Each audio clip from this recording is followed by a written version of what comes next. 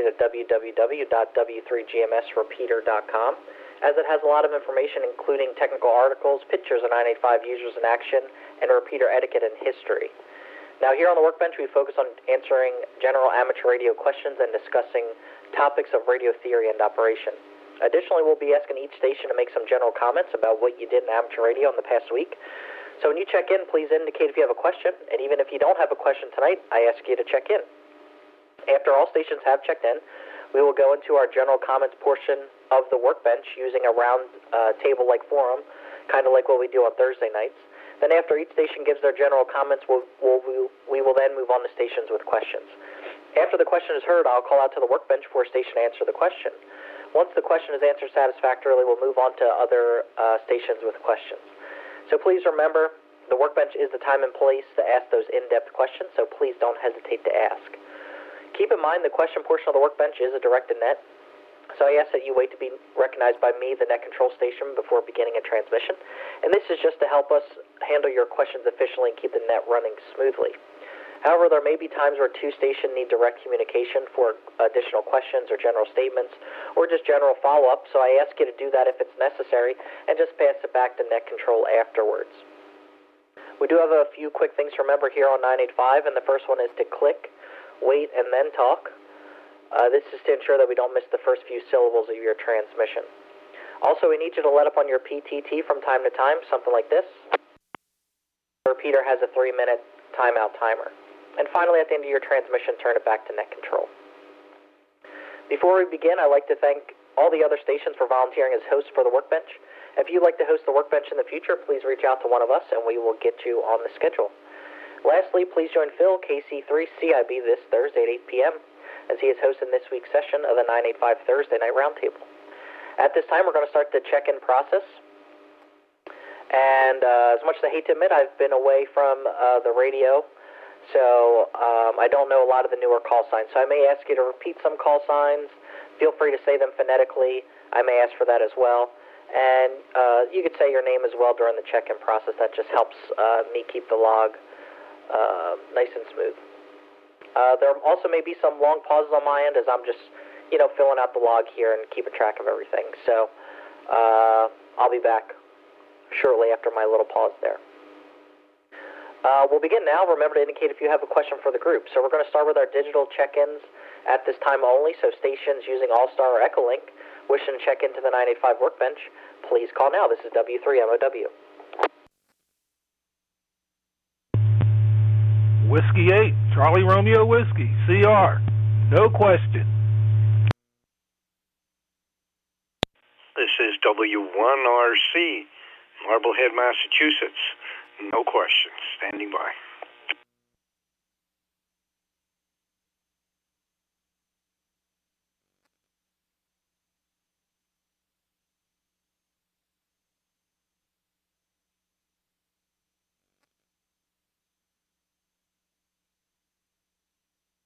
All right, very good. I acknowledge CR, W8CRW, and Mike, W1RC. Do we have any other digital check-ins for tonight's Workbench? Please call now.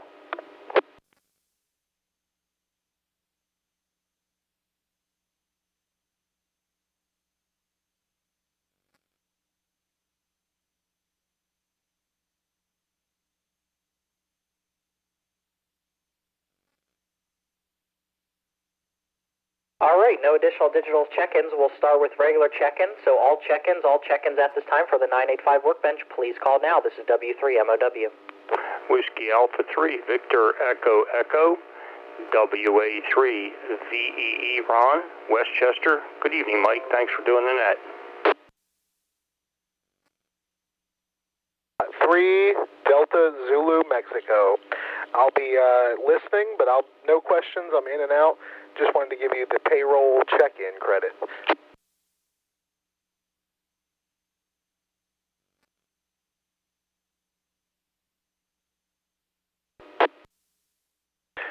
NA3 CW, beautiful edge of town, Parksburg.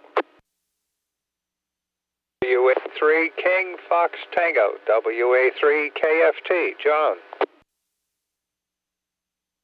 KC3OOK, the edge of somewhat beautiful Oxford.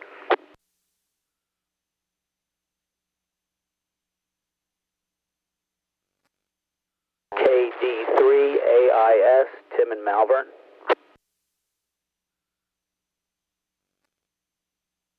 K3FHA.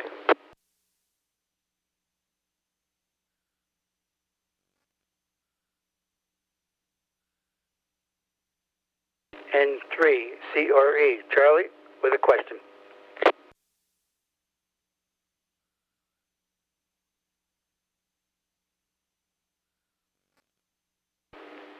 KC3SQI, no question.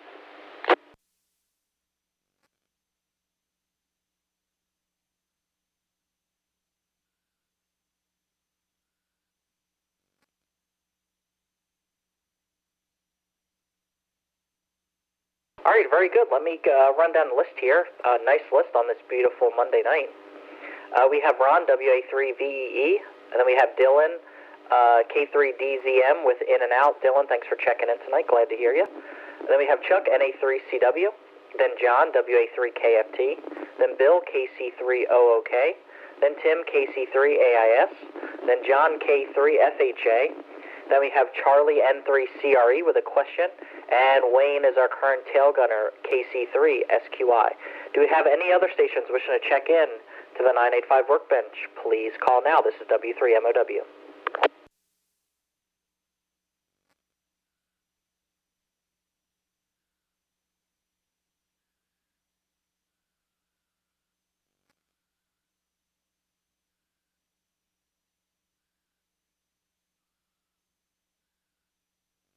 Okay, great. Nothing heard at this time. So we have one question on the docket tonight, so that's okay. So feel free to chew the rag when you're telling us your comments for the week here. I'll run through the list as we have it. Feel free to write it down. Make note of who the station that is before and after you, so you can make your comments timely. But if you forget who is or who either precedes you or comes after you, and there's a little bit of silence, I will direct it. That's my job tonight. So here's the list as we have it. We have two digital stations tonight. So starting at the top of the list, we have CR, W8CRW, and CR will turn over to Mike, W1RC. And then Mike, you'll turn over to Ron, WA3VEE. Dylan's in and out tonight, so Ron, you'll turn it to Chuck, NA3CW. Then John, WA3KFT. Then Bill, KC3OOK. Tim, KC3AIS. Then John, K3FHA, then Charlie, N3CRE, and finally Wayne, our tail gunner, KC3SQI, and Wayne, you can turn it over to me, W3MOW. All right, CR, good evening to you. Happy Monday, beautiful day, beautiful week. Over to you. Good evening, sir. W8CRW, this is W3MOW. Good evening, Mike. Thanks for taking the chair, and good evening, all. This is CR, and just a regular, normal week, nothing out of the ordinary, 985 activities, and a couple other nets. With that, let's go to Mr. Mike up in Marblehead, Massachusetts, W1RC, WHCRW.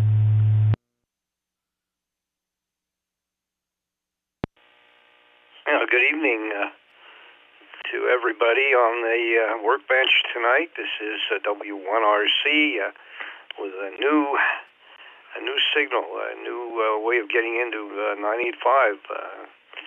I have a new way of getting in, I guess.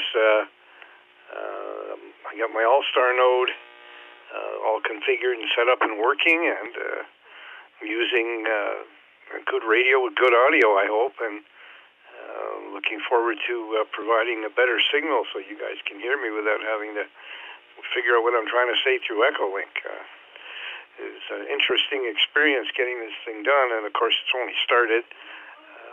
In fact, I found an app. I got to reset this thing. I got a timer here somewhere that's not very long, and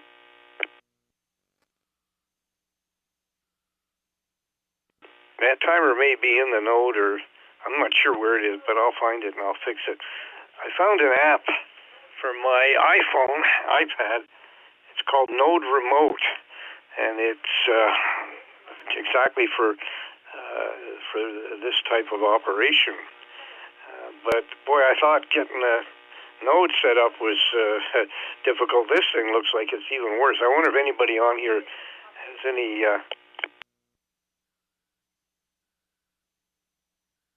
experience with an app called Node Remote.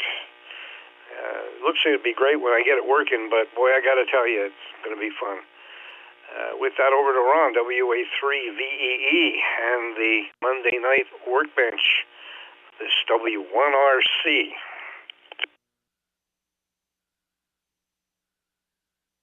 Good, Mike. W1RC up in Marblehead, Massachusetts.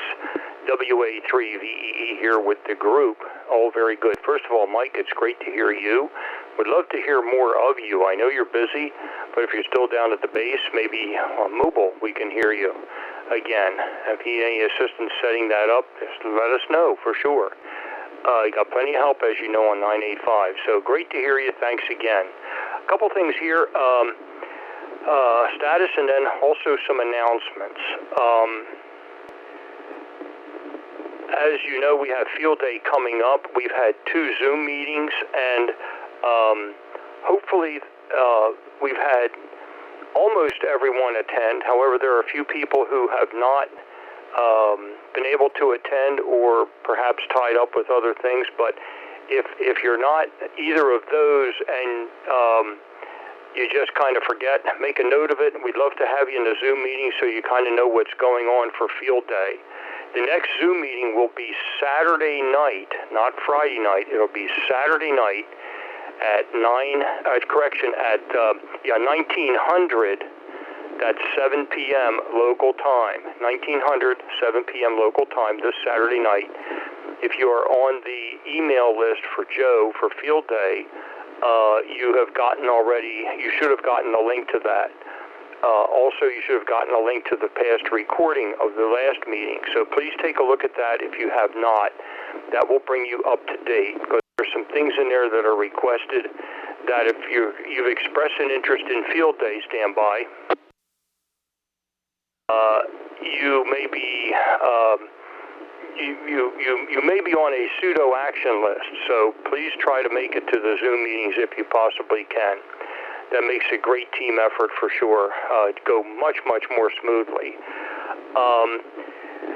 So, secondly, I made it up to the site on it was Saturday, and we did some antenna work up there. I checked out all the antennas. The antennas look pretty good. However, we're working here and then, now and then, on raising and repositioning a couple of the antennas.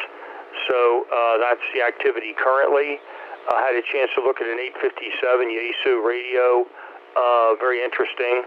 Didn't get very far with it. I wanted to turn it over to its owner. And also it has full output power, so you may be hearing more about that. Also delivered some radios to Chuck for the one radio, at least so far, for the GOTA station. And I will be handling the 40-meter station over there at Field Day. Looking forward to some really great participation. Relatedly, just keep us to a minute, but there's just so much going on. I'll try to be concise. This Friday night at 7 p.m., the Pottstown Area Amateur Radio Club is holding their meeting. We are inviting them cordially and officially to participate with us on our Field Day, since they are not doing Field Day this year. They're a great bunch of folks. For some, I know it's a tremendous drive, especially from the southern part of the county, and this offer is not extended in your direction unless you want to take advantage of it. But if you could join us for a meeting with those folks, I'll be presenting what we did at last year's Field Day, our winter Field Day, and like I just said, officially offering them to come over and operate with us. There's some good CW ops in that group as well, and we could certainly use the points. So, again, you'll be hearing more about Field Day. That's been pretty much the basis or the extent of my operations over here at the VEEQTH, and also more to come on that. So with that, sorry it takes so long, Chuck, but like I said, we had to cover some very important things here. Chuck, take it over.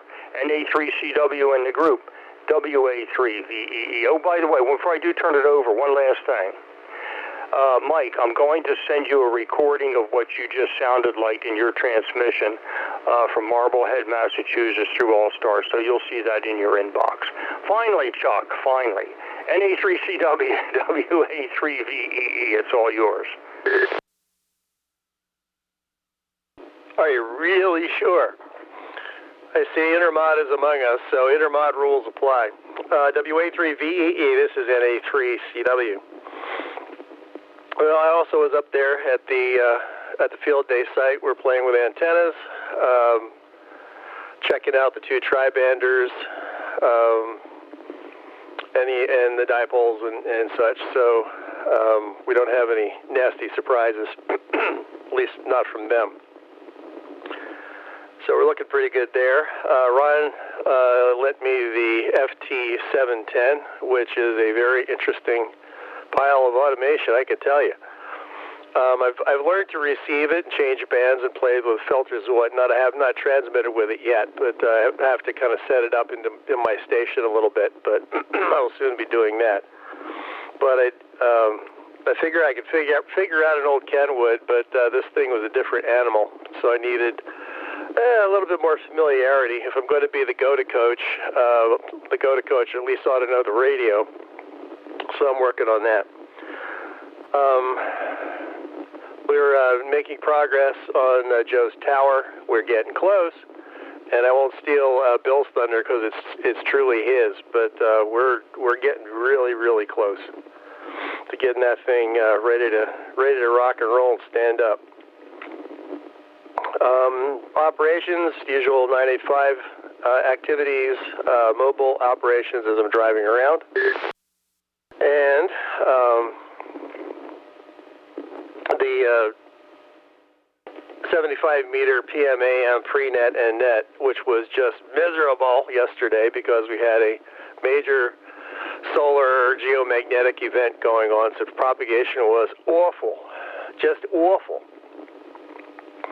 But we got through it with nine contacts and or 9 check-ins, and we got through it with the help of online receivers.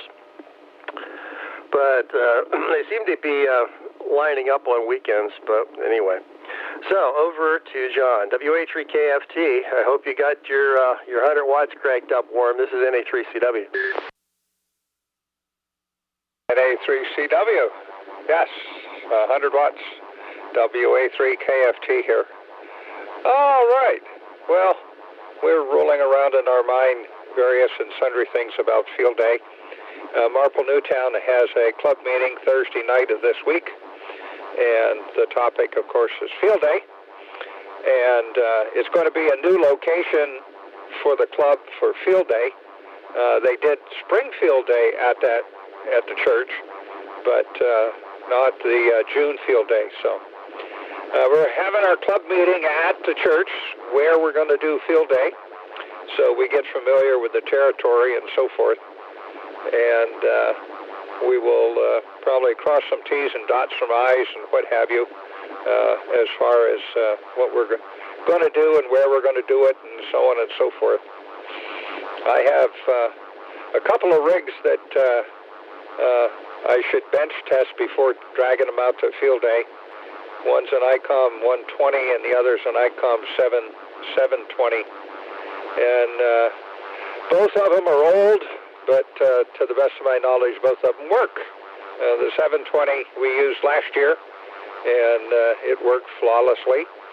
So we have 2 possible radios there, and I don't know what category we're going to be in this year. I am in the process of adding another antenna to my collection here, outdoors, upright, and so forth. And I'm getting talented at about putting PL259s on RG8 coax. However, I do have some special tools from DX Engineering that makes life a whole lot easier. But you still have to solder them. And I'm not a big fan of crimp connectors, especially on coax PL259s. So with that, over to Bill. KC3OOK. WA3KFT. WA3KFT, KC3OOK. And you are making it in over the intermod, John. Just checking. Am I coming in okay, Mike? Yeah, Bill, you sound great. Okay. Well, yeah, John, I'm now a fan of the clamp and solder connector. But, well, this week in radio, Chuck mentioned we worked on Joe's Tower. I actually think the last time we were over there was trying to remember what day it was. I'm losing track. But I did work on the triangular guides with the rollers that guide the sections, and I think we have them ready for tomorrow afternoon. And as Chuck said, yeah, this is getting really close. So I'd really like to, how it'd be great in a couple weeks if we got that thing up. You get so close to the end, you just want to keep on charging. So, and the ham shack is all trimmed, painted, and done now, except for the baseboard. And now I've got the hard part is that I have to bite the bullet and settle on what the operating station is going to look like, where it's going to go, where the lab bench is going to go, what it's going to look like. And it's the hard part. I have to sit down and think. That's not good at that. But that's about it here. So I'll turn it over to Tim and Malvern, KC3AIS, KC3OOK. Thank you, Bill, KC3OOK. This is KD3AIS, Tim and Malvern. This week in ham radio, I took the advice of the previous workbench, I believe, that you only know, I couldn't look at 10 meter on the website and know what the conditions are for me. So I struggled to hear 10 meter, and I called into 985, and two fine fellows helped me to confirm that I'm not crazy, that I couldn't hear things on 10 meter, and then they tried to connect with me on simplex on 10 meter, and that was also helpful because they could hear me or part of it, but it was informative that I was transmitting.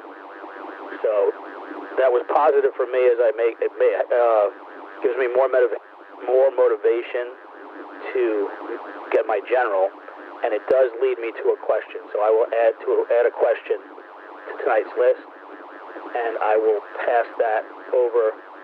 This is pass it over to K3FHA. This is KD3AIS. KD3AIF, K3FHA. Thank you, Tim. And good evening, everybody. And thanks to Mike for taking the chair this evening. I've been not doing a lot. I was checked into a few nets and listening to the rooster net on 80 meters this morning, and the geomagnetic storm was still there. I didn't even bother to try and check in. It sounded like people were pretty much struggling to get anywhere. So I just put that aside for another day. I have some new piece of test equipment. I had a disagreement between what my frequency generator said and what my scope said in terms of frequency, and realized I didn't have any frequency counters that would go over 100 megahertz.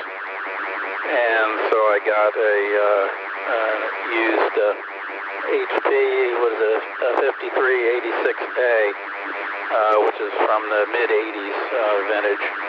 That was very attractive. I got it for $150 working. The GPIP interface is busted in it, which is one of the reasons it was so cheap. But I don't care about that, so it doesn't bother me at all. And I've been checking it out. It seems to work just fine. It goes up to 3 gigahertz, although it uses a prescaler, so that's above 100 megahertz as a 50 ohm input, but that's okay with me too. So anyway, that's about it for what I've been up to in the last week or so. So over to Charlie, N3CRE, K3FHA. John, N3CRE. My question is, I am looking to pick up a shortwave receiver, like if I can. Somebody I know is interested in getting into radio, and he'd like to do some shortwave receiving. And I said, well, there's things out there, there's receivers that, you can scan through like all the bands and find things. And I was just looking what kind of model number people know of that does that type of work. N3CRE. And I guess that's my question, and I guess I'll turn it over to Wayne, KC3SQY. Kilowatt 3 Delta Zulu Mike. I'm a quick interjection, if that's all right.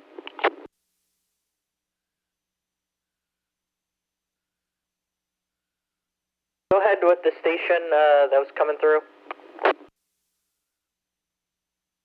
K3 DZM. I was listening here, and I heard that kind of question about a shortwave radio. There's a lot of good options, but I'm going to give you my personal favorite recommendation. Go pick up an RTL SDR V4 on Amazon. They're like $40.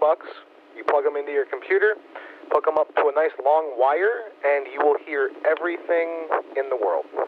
I just wanted to jump in and mention that. I've mentioned it before on other nets, but those little things for $40 are amazing. I have like 5 of them. Okay, N3CRE. What was that model number?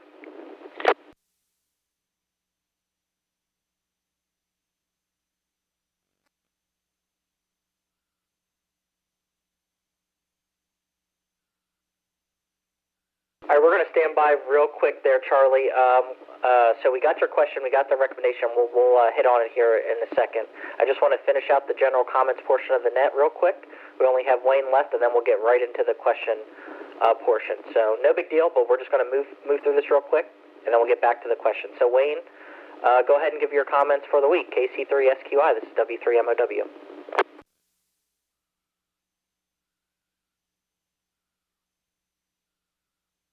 Okay, am I making it over the internet or intermod?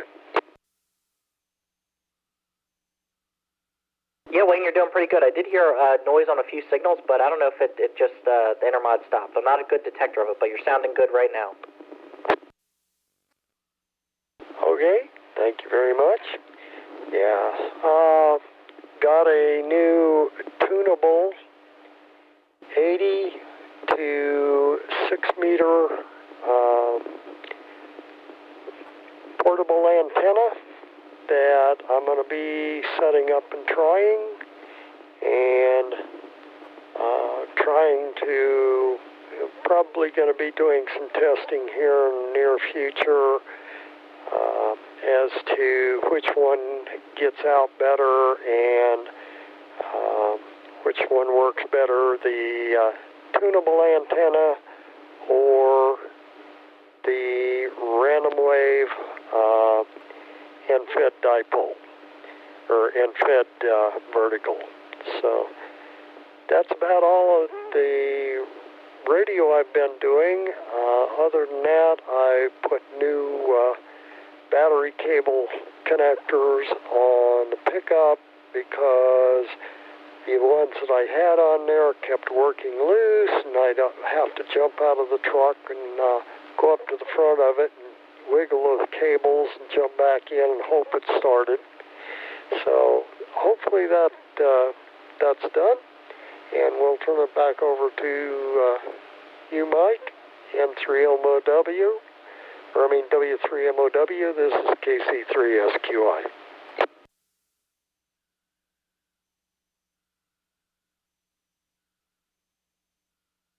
Okay, very good, Wayne. Thank you. Good evening. KC3SQI, and the workbench is W3MOW. I don't really have much to add for general comments. Obviously, I've been off the radio for a little bit, and I got a new vehicle, and I don't have a mobile set up yet, but maybe that'll change in the future. I might do what W1RC did and make myself a little AllStar node, because I do have a Pi 3B somewhere around here that I could probably make one. So that would be what I would be working on in the future as far as ham radio goes. I would also like to maybe pop by the field day event on field day and bring my oldest son and just hang out with the folks on 985 for a few hours. I think that would be really fun. So I may do that as well.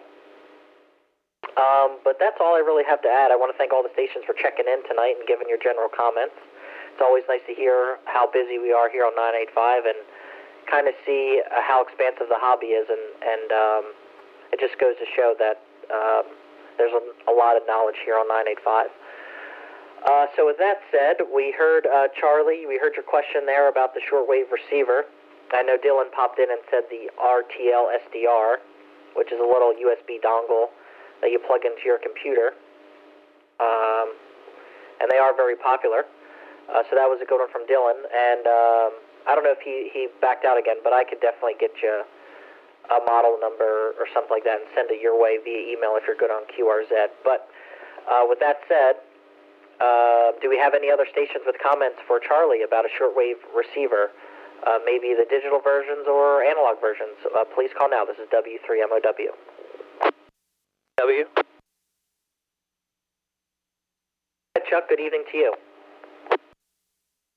Good evening, Mike, and thanks for driving the bus. I have a question for a question. This person that's interested in listening to shortwave, is he computer savvy? Does he? How comfortable is he doing working with computers? The little RTL SDRs, they work pretty well, but you have to do it through a computer. That said, there's also a plethora, I love that word, plethora, makes your tongue fall out, of online shortwave receivers that you're all set up with a radio with antenna with a whole ball of wax, and you can listen to it through a browser without buying anything at all. So, or is he just looking for his very own shortwave radio, self-contained kind of radio? End of my questions. Back to Net.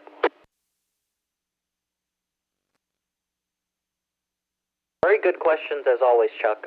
Go ahead, Charlie. You can pick it up and pass it back to Chuck if you need to.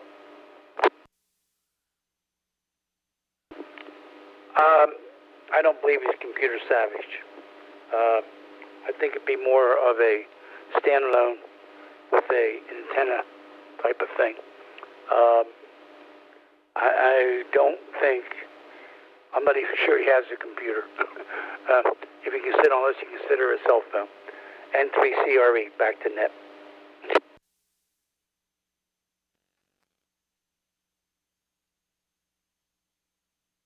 All right, Chuck, I'll send it back to you, and you and Charlie can go back and forth, and then I'll pick it up afterwards. Yeah, very good. That's an important distinction because that takes out the RTL SDRs or any of the SDRs. Yeah. So the other thing is, I don't know if you've done much listening on shortwave and the shortwave bands other than hams, and maybe he wants to listen to ham radio. If he wants to listen to ham radio, he will probably need a radio that has ability to receive single sideband, and a lot of the cheaper ones don't. The other thing is location and the matter of an antenna. If you have just a little self-contained radio with a whip antenna on the HF bands, you're not really going to hear that much. The shortwave world is not what it used to be, and I can say that because I used to work in it. There used to be national broadcasters from everywhere beaming English into the United States, and it was a whole different world. But they don't do it anymore. Very few shortwave stations are beaming international broadcasting to the United States because they're all doing it on the internet, of course. And it's a very expensive proposition to maintain a shortwave station or pay somebody else to maintain one, buying time on somebody else's transmitter. So pretty much the only thing you're going to hear in the shortwave bands these days, hang on a second. Pretty much all you're going to hear in the shortwave bands these days are some creaky preachers from some mountain state somewhere doing questionable theology. Ham radio operators, most of which are on sideband, and a few odds and ends. But I listen around from time to time, and for English, I also assume you're looking for English language. There's a fair bit of Spanish on there, but not much English. So just trying to, again, put some boundaries on expectations. That's why I was thinking about it would be good for no commitment to do it on the online. Listen to some of the online receivers, and there are many of them. But if I lived in the middle of Parksburg with a handheld receiver and a whip antenna, pretty much all I'm going to hear is all the noise of Parksburg. Back to you, Charlie, if that's all right. N3CRE and A3CW. Okay, Chuck, you're answering. Okay. Okay. So it looks like I got to learn more about this RTL SDRs and look into that, and then see if that's something that I may want to suggest to him. I can see what you're saying about, in today's age, it's like you're going to receive locally, and if you don't have a lot of stuff going on around the world, it may not be interesting. But I'll look into this, what's been suggested, and I'll see if that's something that will work. All right. Well, thank you, Chuck. N3CRE. Just one more comment. The RTL SDR is something that plugs into a computer, so it's got to start with a computer. Okay, I understand.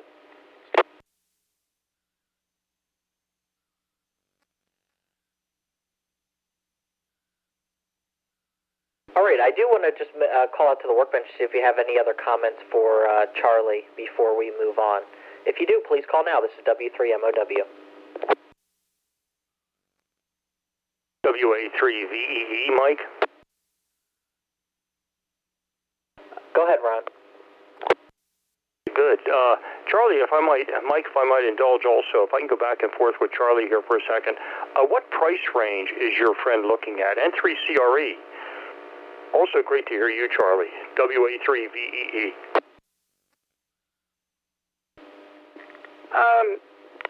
I don't know if that's an issue. He's not going to go out and spend $1,000, but I think he's interested enough to pursue it a little bit. Well, an alternative to the RTL SDR, and that is a great possibility. I've got a couple similar ones here right in the shack. There are a couple regular shortwave radios on the market that he can find, and you can generally get these for the low 100s for sure. One particular brand is an Eton, E-T-O-N, Echo Tango Oscar November, and there are similar radios above and below in the price point. If this is a passing interest, obviously maybe on the lower side.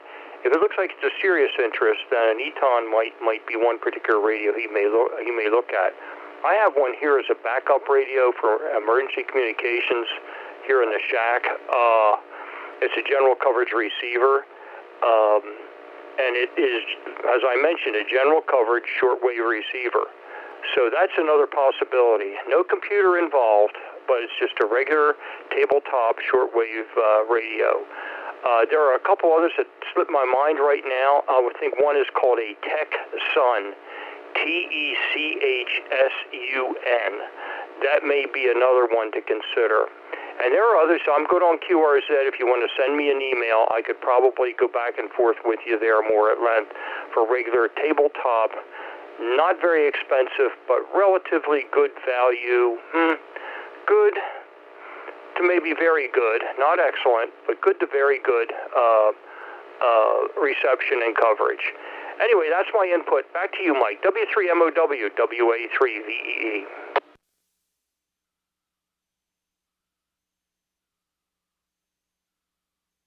Okay, very good, Ron. Do we have any other stations for comments regarding Charlie's question? Please call. A3FHA. Go ahead, John. Thanks, Mike.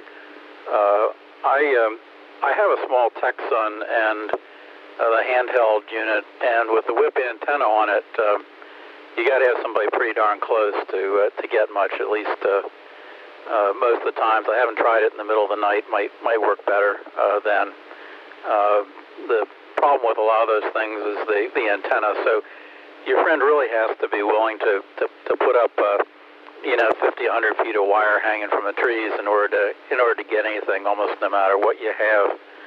Also, I wanted to mention that eBay has used communications receivers on there that are general coverage, and they have ones that are made by ICOM and other name brand manufacturers that are used. And typically, it seems like they're $300 or $400 if they're interested in spending that much to get a really first-rate communications receiver. But they got to be invested in putting up an antenna, or else they're not going to get anything, no matter how good the radio is. Back to you, Mike. W3MOWK 3FHA.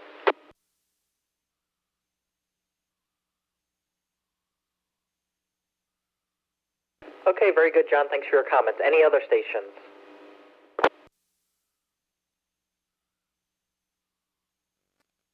MOW real quick, Mike again. Go ahead, Ron. One last comment here. I'm looking right now, Charlie, on eBay, and the filter I put in here very quickly is a shortwave, all one word, shortwave receivers, and 1, 2, 3, 4, 5, 6, 7, 8. The ninth one down is one that I have personal experience with. It's a Kenwood R1000 shortwave AM single sideband and CW radio with power cord. I have one in my lab. I had one in my initial Radio Shack down in Delaware when I was still living with my folks back in the 1800s. But that's a good radio. $218 buy it now. $39 delivery, but that's a good radio. So it looks like it works. That's an example. That's one example. You could take a look at others out there, but that's one very good radio. No computer involved, indeed. This came out long before computers were a household name and item, and aggravation as well. Mike, back to you. W3MOW, WA3VEE.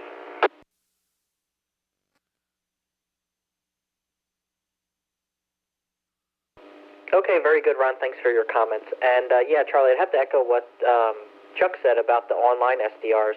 I just remembered the one, and I know it's a very common one that everyone uses. It's if you just Google K3FEF, it's a gentleman up in northeast Pennsylvania that runs an SDR receiver online, and it works really good. You could get it on your cell phone, you can get it on a computer, and yeah, if your friend is really interested in listening, that would be the first step before getting their own setup, I would say. So check that out. K3FEF is the call of that gentleman who runs that web SDR service. And you could just Google also Northern PA SDR, and it's the first one that pops up. So there we go. Thank you, Charlie, for checking in tonight, and thanks for your question. And I do think we have a question from Tim, so we'll get that going here. Tim, if you're still with us, KD3AIS, good evening to you. This is W3MOW. Thank you, Mike. This is Tim, KD3AIS. My question comes from what I did in the last week, which was trying to listen to 10 meter and having a very, very faint signal, although I could barely realize there was a signal. And from speaking to some different people, I understand FT8 might be used to listen to a weak signal on 10 meter, and it looks like on other bands as well. So my question is FT8 appropriate for what I'm thinking? And then I can see online a whole bunch of things about best guide to FT8, FT8 for beginners, but hoping to leverage the knowledge of the group. Does anyone have suggestions for me if I wanted to start trying FT8? Thank you.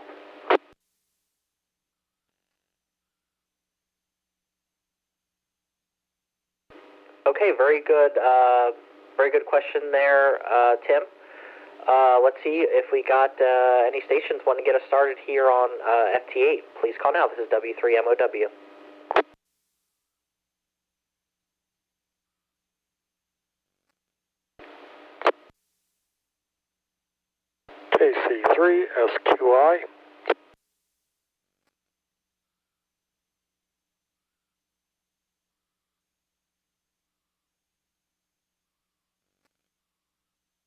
Okay, Wayne, good evening to you. Go ahead and take it away.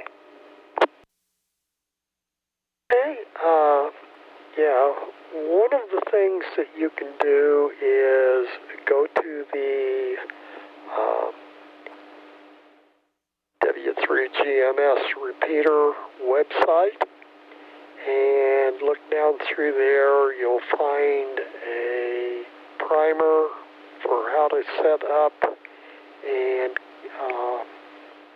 run FT-8 with your computer and your radio that was put on there by Harvey.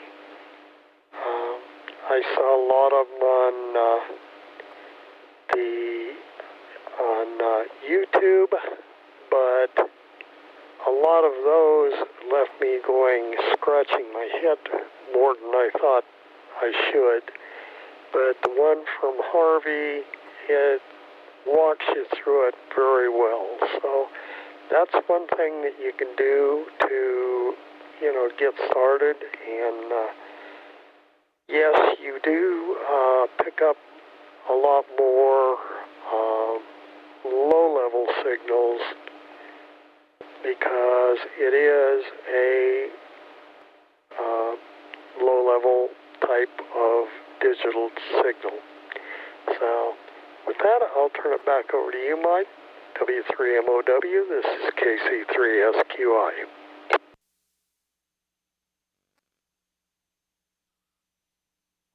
Okay, very good, Wayne. Thanks for your comments. Do we have any other stations with comments for Tim? Please call now.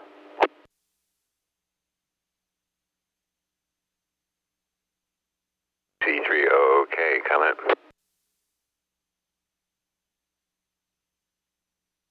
Go ahead, Bill, with your comment. Just a question for Tim. The step-by-step instructions on the website that Harvey put on are excellent. They are for this 7300 and the 9700. I'm not sure which radio Tim has. That's all. Thanks, Mike. Back to net. KC3OK.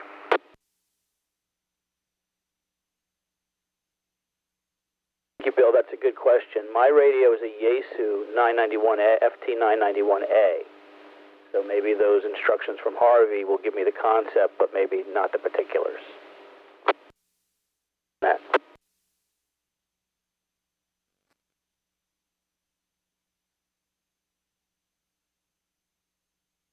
All right, Bill, thanks for your comments. And, yeah, Tim, I do have an FT-991A as well. And I think I found my instructions on YouTube, or actually there's a website. So if you just, I'm sure I can look it up for you, but if you Google FT-991A, FT-8, there's a pretty good website on how you have to configure the radio and your computer system and all that fun stuff. It's pretty extensive, but I think there's a lot of good resources online to get you started in it. Just a question for you. Is this your first time kind of experiencing FT-8? Do you know what FT-8 is? And is that like the first digital mode you're kind of experiencing or looking to get into? Back to you. Thank you, Mike. Yes, it is the first digital aspect that I've been looking into. I'm just a technician, and so I have limits, and that's why I was looking into it.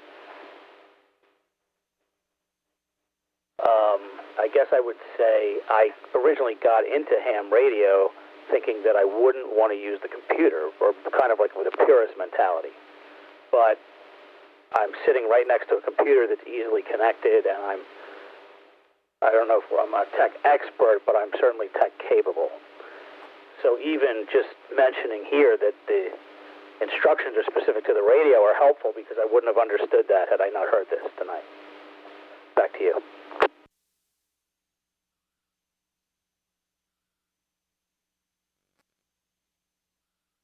Okay, very good. I mean, the basic thing is once you get your radio set up for your computer and vice versa, and you get all the settings situated, then your world of digital radio kind of opens up, I would say, because you can use you can use FT-8, which is kind of in my opinion, very boring because it's just a handshake that happens, in a minute's time. Then there's, JS8 call, which is kind of like FT, but you can actually have a keyboard conversation with someone else. And then there's the whole other suite, and I know some others can help me out with it, but the local Chester County Aries Races uses it for their digital communications. And so basically once you have your radio set up, you can kind of dip your toes in all the other aspects of digital radio. So, but I did look up, I think the resource that I used for the FT991, and I will send it your way if your email is good on QRZ. Back to you. Thank you, Mike. My email is good on QRZ, and it's interesting that you mentioned JS8 call, because I also watched some videos from the Tech Prepper, who's some guy out in Arizona, and he's constantly working on JS8 call and all kinds of things like that. So I think I will go ahead and learn the FT8, at least to start, and dip my toe into that, and would appreciate you emailing what you have when you have time. And again, I'm good on QRZ.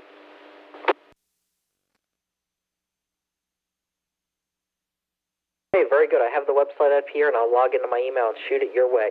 Do we have any other comments for Tim regarding the 10-meter digital stuff? Please call. WA3VEE.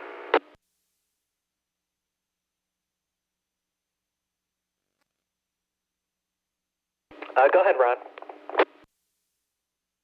Very good, Mike. W3MOW. And KD3AIS, WA3VE. Just to clarify a couple things, the CCAR group and most MCOM use NBEMS for the digital communications. They don't use the WJTX suite, to my knowledge, at least not the local guys here in Chester County. They also use what's called VARA FM, and they also use WinLink. So those are the digital modes that they use. Totally different from the FT8 and the and the Joe Taylor suite of programs. On a broader basis, you mentioned, Tim, you mentioned something at the very beginning, and I think this kind of overrides or I guess goes over everything about whether or not to use digital or not or whatever. And you mentioned that you're having a tough time hearing signals on 10 meters. Well, most may know, but bears repeating, we're at the end of a very severe geomagnetic storm. And what I would suggest is a website called spaceweather.com. Yes, there's weather in space. Not the kind we have here on Earth, but there's weather in space, mostly geomagnetic from the sun. And what's happened is that we have had some pretty bad ejections,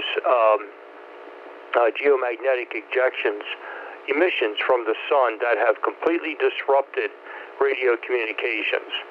And so if you're having trouble hearing signals on the low bands, check spaceweather.com. They have a bunch of metrics on there that I have yet to learn about because I've got to do a presentation in October for the Pottstown group that I mentioned earlier.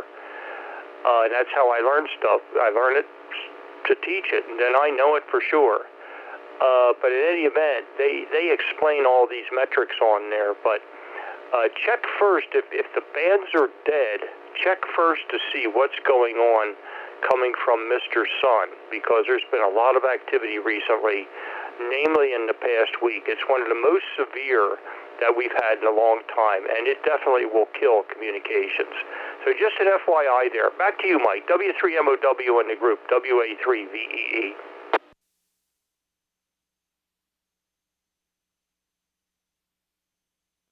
Yeah, very good, Ron. That's a very interesting point. I guess another good thing to mention to Tim is obviously the time of day could dictate how great you're receiving signals on 10 meters as well. So that's also something to think about. We'll send it back to you, Tim, for any follow-up you have. KD3AS, this is W3MOW.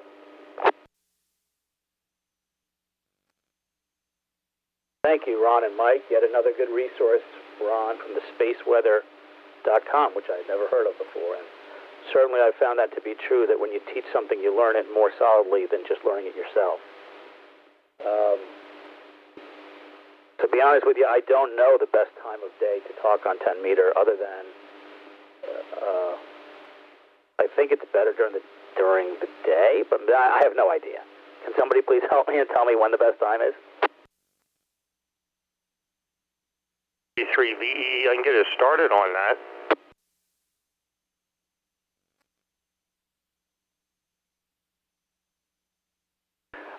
Yes, Ron, that sounds good to get us started on that. And Ron, would you be able to also go over, let me see here, like, and this I think is good for the group, it's good for me, it's a good refresher. But, like, let's say you go on QRZ and the first thing that pops up is that little, terrestrial data, the solar terrestrial data that comes up. And can you kind of explain maybe what you would want to look at there on that little pop-up to tell you if the bands are good at that given time? Over to you, Ron. W3VE, this is W3MOW. Very good, Mike. Well, I'll do my best. This is the kind of stuff I'm still learning myself, and admittedly, being very humble here, but very honest at the same time. As I just mentioned, I'm just learning this stuff myself because I find it fascinating enough to be able to do a presentation on it. So, yes, when you go to QRZ, one of the first things you do, that I do down here when I come down to operate any kind of HF, I get a couple things going. I get some of the DX sites going. Another reason why I have all these monitors here, because there's something on every one when I'm operating, usually. That is HF, and especially doing any kind of contesting or serious HF work. I get DX Summit going, DX Heat, a couple of these other websites where I can actually see what the propagation looks like in real time. I have something called Ham Clock also, which is a really good resource for seeing, well, where are the paths right now? What's hot on 14? What's hot on 10? Well, is 20? Is 10? Is 15 hot? And to where? And so on and so forth. And another resource, as Mike pointed out, is the little panel that comes up. Usually it's in the very first row of feature sites on QRZ, and that is the solar terrestrial data. Now keep in mind that is a general indicator from someplace. I don't know where it's from. I don't know where QRZ is based. I should know because I've talked to the administrators before, but I think it might be California. Don't know. But in any event, that will give you an idea of what the propagation is good. During the day and night, again, I don't know where their day and night is. I mean, there's in the continental United States, we know there's 4 time zones. So worldwide, there's 24. I don't know where that's based. So generally speaking, I use Ham Clock and some of the DX sites to find out what's going on. And the other thing, the other metrics in there, they will give you the solar flux index, which right now is 140, signal and noise 103, and so on. There is another site that escapes me right now. I think it's the Kent County Standby County Amateur Radio Group in Delaware, and they have a very good explanation of what these numbers mean.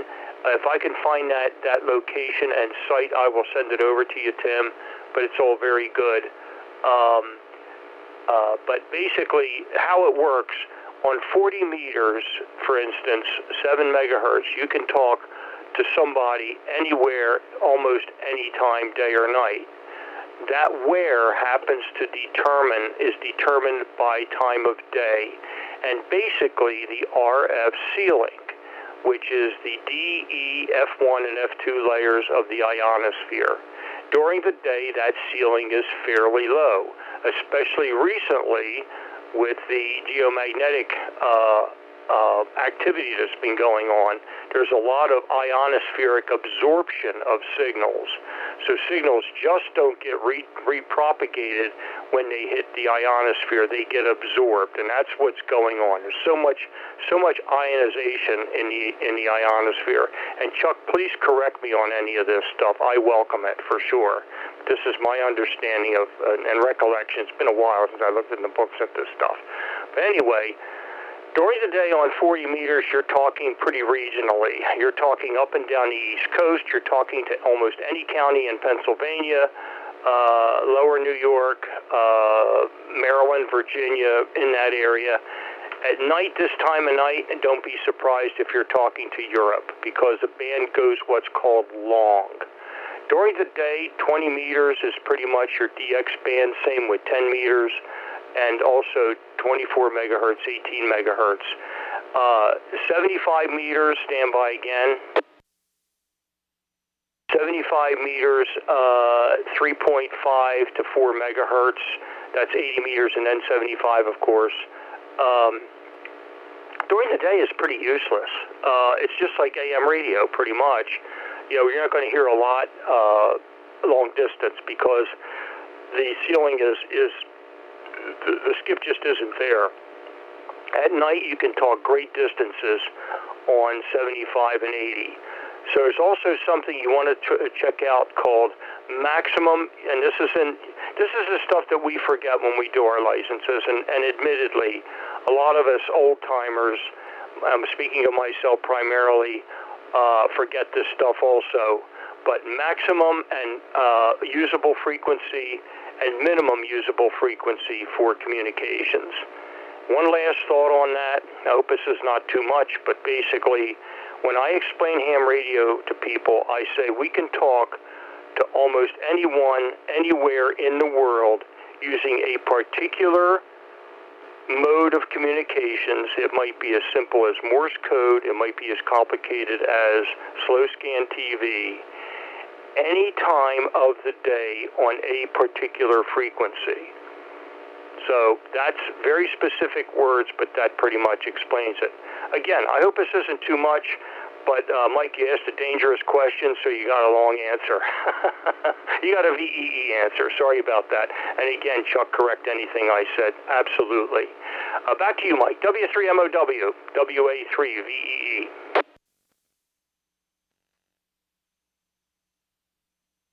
No, Ron, it was very good. I just wanted to start the conversation because it's always a nice little refresher, kind of like a back to the basics type deal for myself. I can't speak for everyone, but for myself, it's always interesting to learn that kind of stuff. So that's really all I wanted you to get into there. Did we have any other comments there regarding anything we talked about? Please call. F3's checking in, too.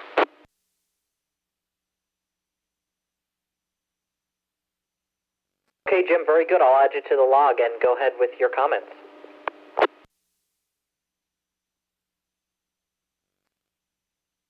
Yeah, very good. And good evening, everybody. I've been listening for a while here. I'm on my way home from a camera club meeting.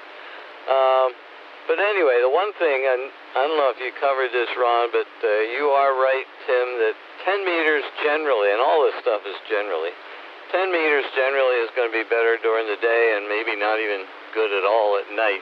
Matter of fact, 20, 15, and 10, that range of frequencies, all tend to be a little better during the day than at night. Though when things are really good, sometimes 20 meters will stay open all night long and that kind of thing. And, there's something else I was going to say. And I'm sitting here waiting for a light to change.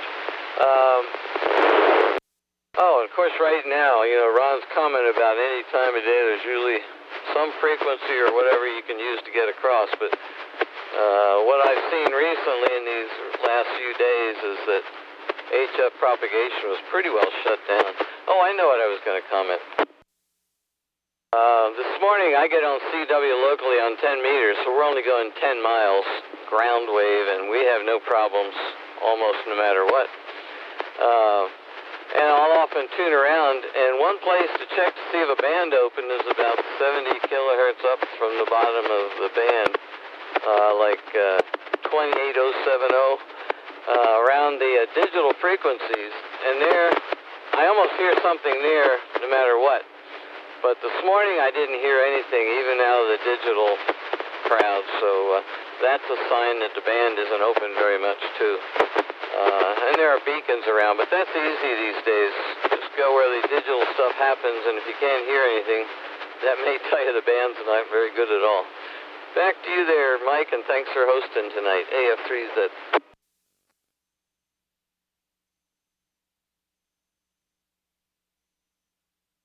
Absolutely, Jim. Glad to do it, and thanks for checking in on your way home from your camera function tonight. Let's see. Tim, I don't know if I asked you for follow-up yet, so I'll send it back to you to see if you have any follow-up regarding everything we talked about. So back to you. KD3 AIS, this is W3MOW. Thank you, Mike. W3MOW, this is KD3 AIS. Tim? Yes, that is tremendously helpful. Ron, Jim, Mike for asking the question, everything.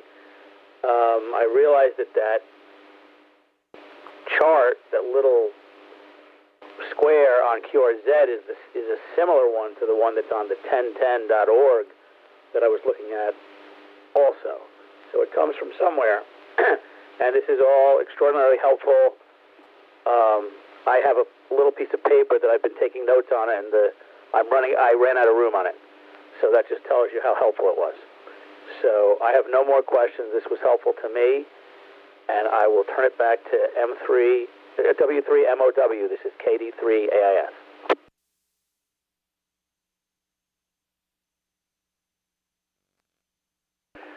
Okay, very good, Tim. Thanks for checking in tonight, and thanks for your question. Glad we could help you out. And, of course, everyone on 985 is a resource, so don't hesitate to ask anytime you're on the repeater for any assistance. And, of course, keep us updated on your progress. Let's see.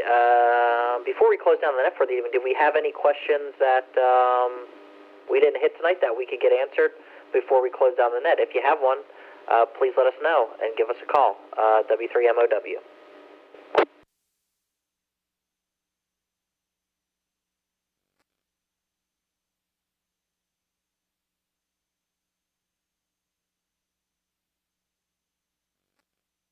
All right, nothing heard.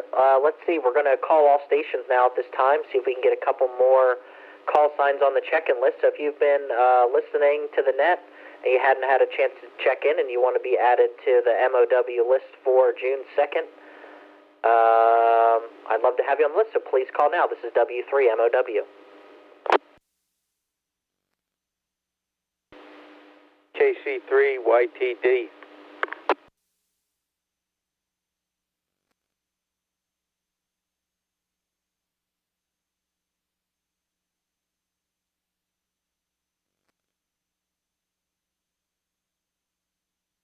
All right, I got KC3YTD Steve. I think that's right. Thanks for checking in tonight.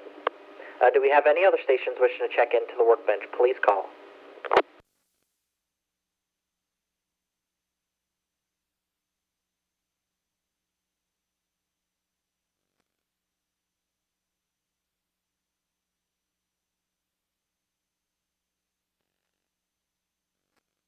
Okay, nothing heard. I think at this time we're going to shut down the workbench. I want to thank all stations for checking in tonight and giving your general comments about amateur radio.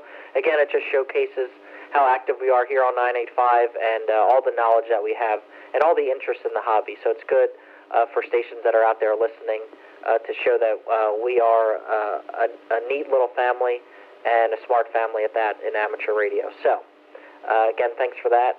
Thank you for asking the questions tonight. We only had 2 on the docket, but they were very good questions that had a lot of good dialogue back and forth. Got some folks hitting the PTT, and that's what this night is all about, is asking questions, learning, refreshing memories, and all that fun stuff. So thank you to all stations that participated in that as well.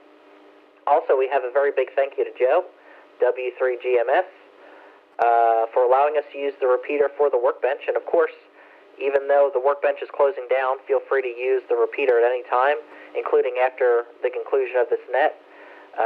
Keep the old hut up there on the hill nice and warm.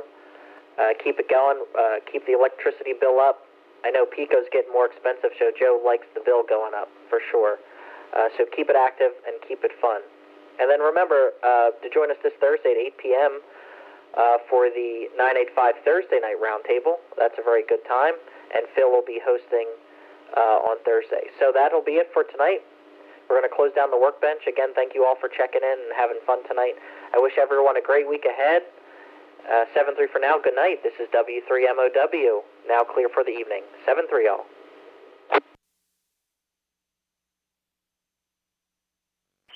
WA3 VEE W1RC calling. 1RC WA3 VEE.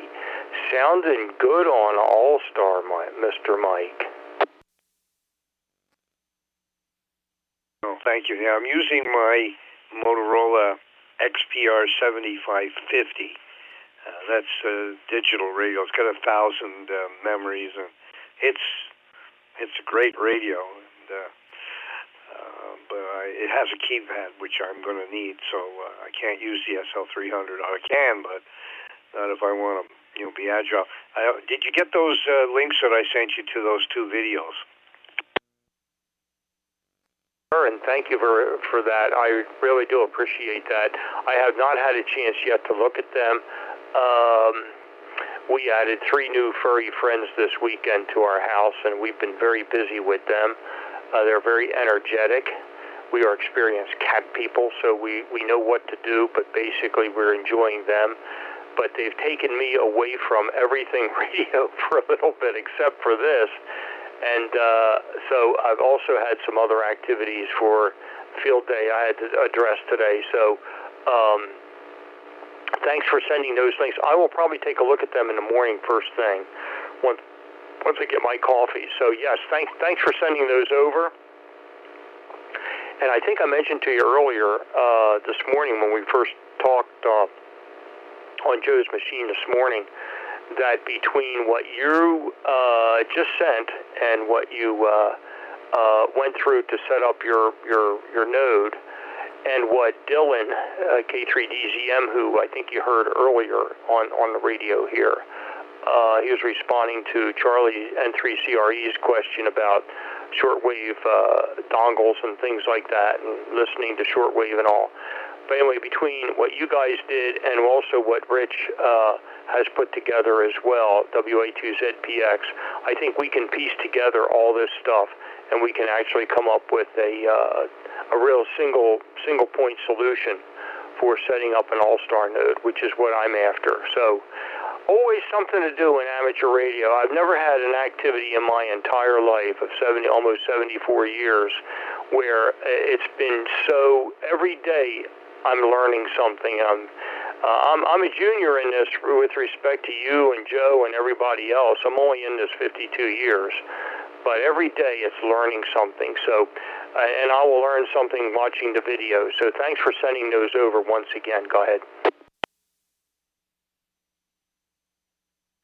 You're nobody's junior. Don't give me that.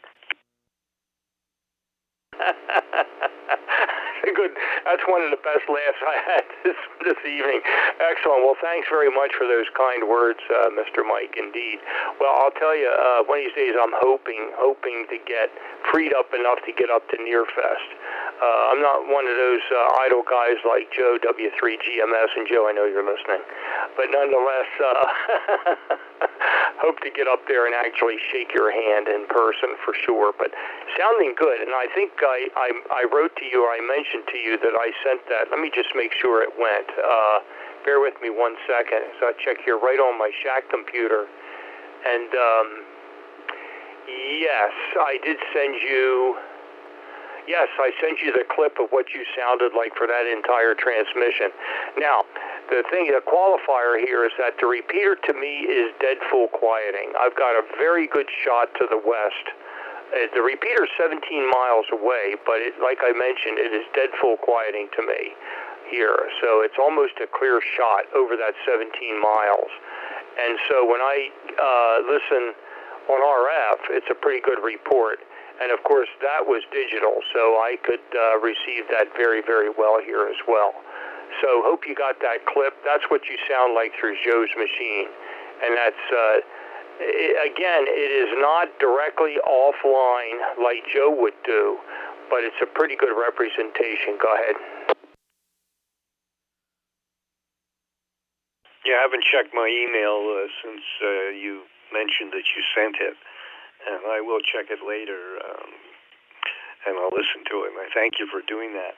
Yeah, I think that between a few of us over here, we could put together a really nice little resource that we could then put on the website and then send the link out.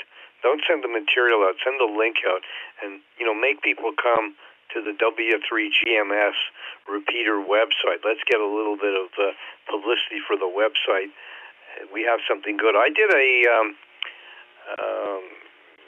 dummies guide to writing Motorola code plugs for DMR radios, for the Moto Turbo radios. And, I didn't know anything about it when I started, but, the guy I worked, I got to fix this timer. It's a pain in the butt. It's a retired Motorola engineer, Bill NE1B, and it's a step-by-step, Number one, sit down. This is what you got to have. This is what you got to do, and you start here, and this is how you do it. And step-by-step. Well, I've been through a million of those when I was working, and I know Joe and Chuck also have as well, in our design engineering and my procurement manufacturing engineering past lives. Boy, yes, procedures. Oh, yeah, very familiar with those. In fact, as a tech writer for HP for 6 years while I was getting my engineering degree at Drexel University in Philadelphia, I remember writing those procedures. So, yes, no stranger to that at all, Mr. Mike. So, very good. Well, it's great to hear you. And like I said, it's a pleasure to hear you and with the fidelity as you'll hear here. So it's all very good. I looked up that radio also. That's a very interesting piece that you have there. And as we mentioned, I think Joe mentioned also, I think I heard him after I got to where I needed to be this morning. I think I heard him talking to you as well. And if you have an extra bunch of change in your pocket, which is almost all that you need to buy one of these Baofangs, like this UV21, I think is like, you can get two for like $60 or like a $30 radio. And like Chuck would say, I think I mentioned this to you earlier, they're broad as a barn door as far as receive is concerned. It's not a high-performance radio, but it does the job. The beauty is you're only talking to your node right there. So if you have a radio node, like I have a Sharry Pi-Hat, mine's a Sharry Pi-Hat 3, and it's out in the van. I can hit it, of course, from down here in the station, down in the basement. But nonetheless, and from probably almost a half a mile away. But the touchstone capability right on the front can't be beat. So as I mentioned to you, and I remember saying this to you, once you get the touchstone capability, you will never look back. So you can get one of those radios for $30, and it's or less. Even if you do a radio like Joe's got, I think his UV5R is I think $20. So it'll be probably one of the best $20 you ever spent. You drop it in water, or you drop it in what Joe calls the porcelain insulator, and we all know what that is.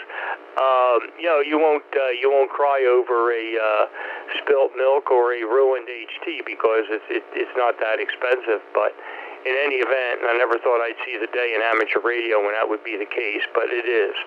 So in any event, the keypad is the main thing there. So that's all very good. So sounding good, Mike. That's all I got to say. W1RC, WA3VEE.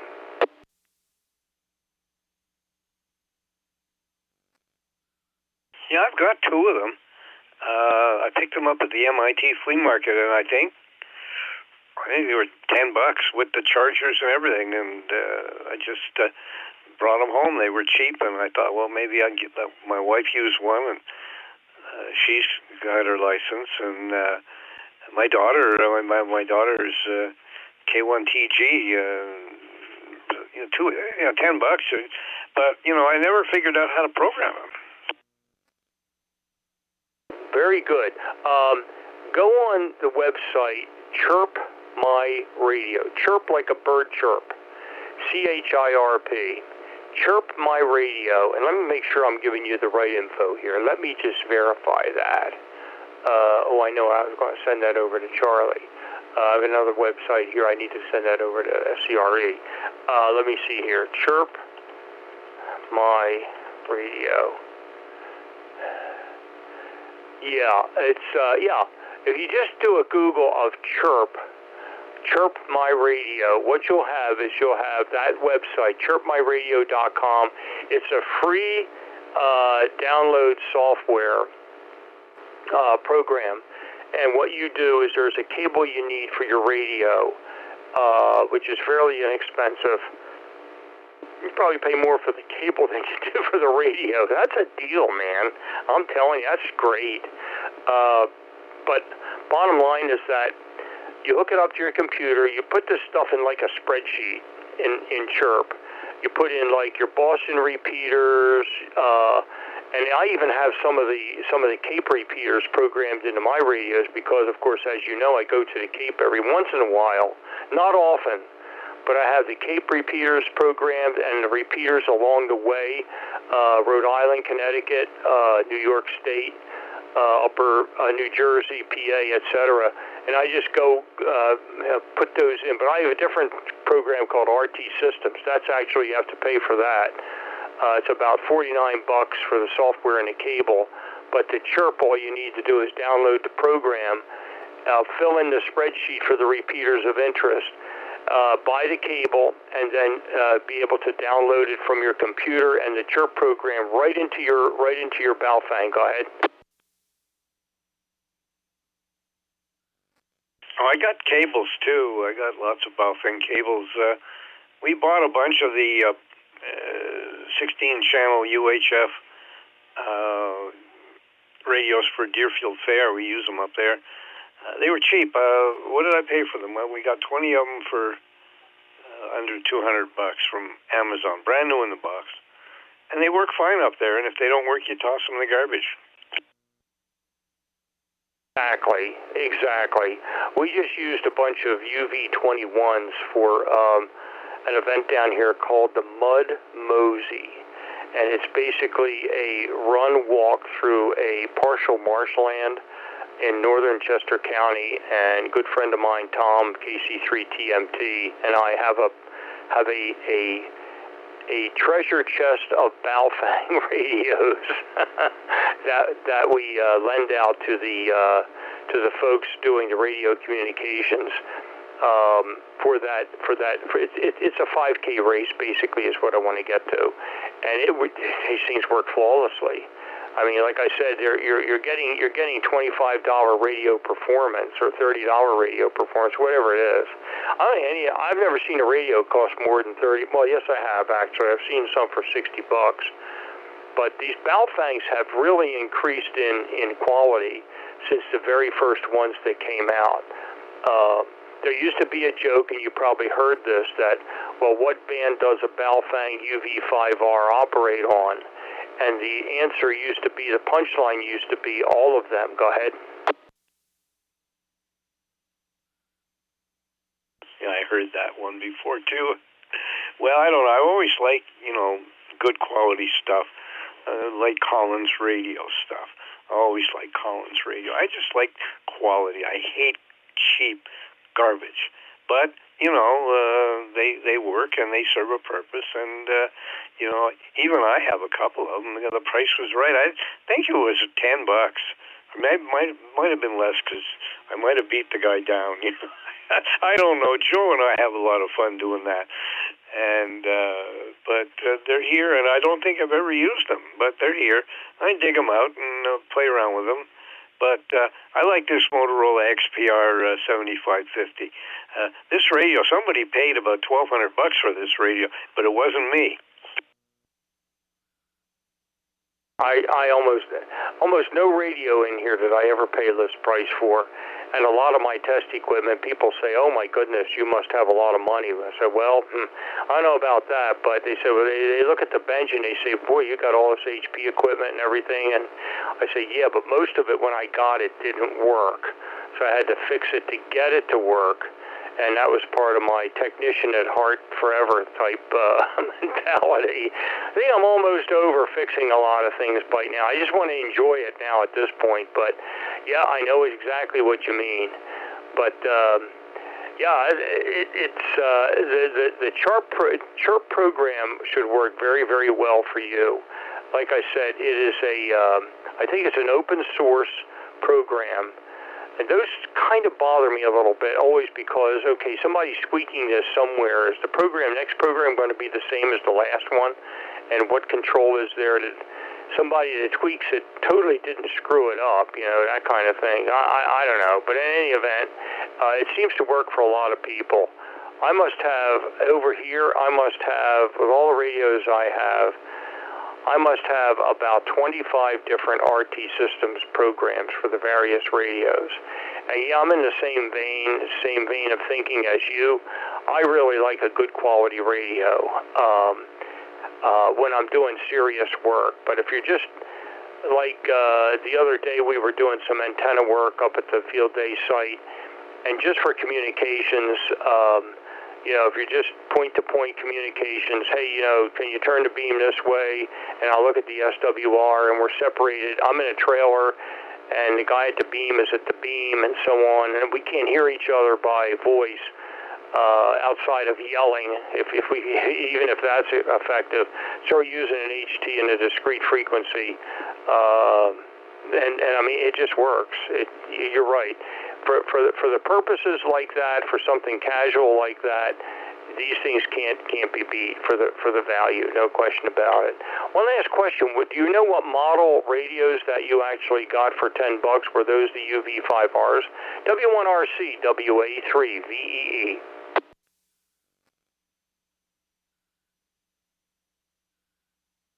That's W1RC. Yeah, I believe they are. Those are workhorses. Like I said, they've got a lot of emissions, but if you're just using them for a particular purpose, you're in good shape. So very good, Mr. Mike. It's good to hear you. Great to have a conversation. I was just about ready to fire off a message to Joe, and it will be pretty much entitled, be very short because I'm getting tired and I need to go horizontally polarized with no emissions. I'm going to say Mr. Mike sounds great on 985. So all very good. So anyway, enjoy AllStar. Like I said this morning when we talked on the radio on Joe's machine here, it's probably one of the best features, if not the best feature that we have that is not part of the core operating portion of the repeater. Go ahead.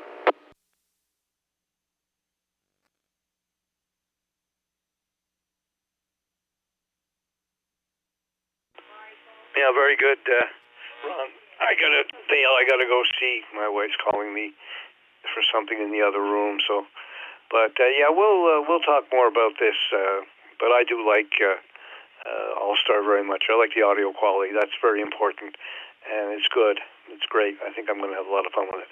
7-3 for now.